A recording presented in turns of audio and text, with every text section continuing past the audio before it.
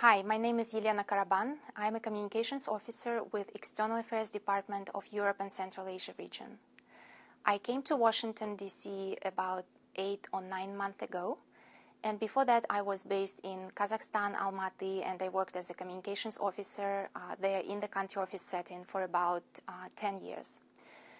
I visited some other Central Asia countries, and today I'm very happy to share with you some of my thoughts and observations about Central Asian countries, about differences and similarities in their cultures.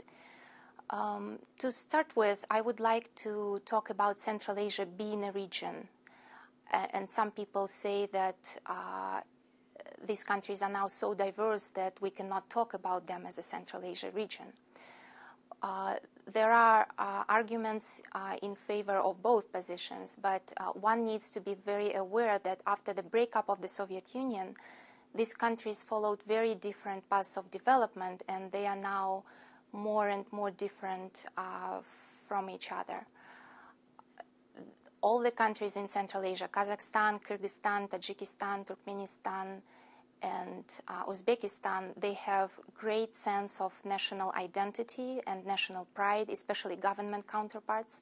So when talking with government counterparts, we need to be very well aware of this sense of sovereignty and independence and the desire to be a nation with national identity. We should not compare these countries among themselves, because there are a lot of rivalries between these countries and a lot of sensitivities and some even hostilities that the bank staff needs to be aware of, and we need to take into account when talking to government officials.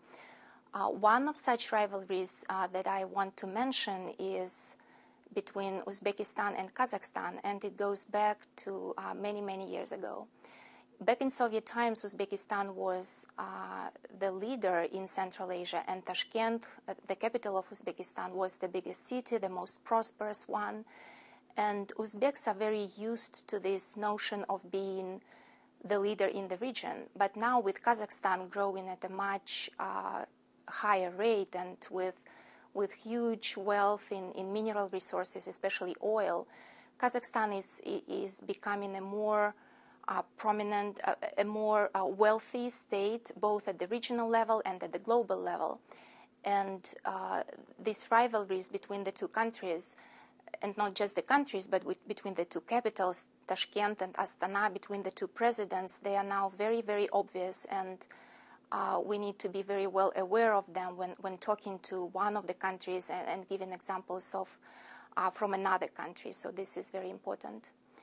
My point is that before coming to a meeting with a government counterpart, we need to be very well aware of what the sensitivities are, what the issues are, what the difficult, what the points of misunderstanding are between the countries, so that we do not provide an unwelcome example, or we do not compare countries which do not want to be compared.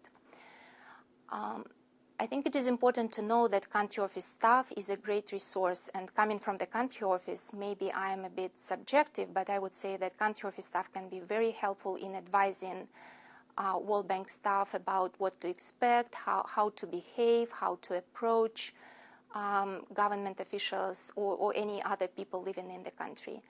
And in all the country offices, they prepare guides or special brochures for visiting missions where they provide very valuable advice, not just about the weather or dress code, about food and restaurants, but also about how to go to a meeting with a client counterpart, how to dress, how to present the purpose of the World Bank meeting, and it is very helpful.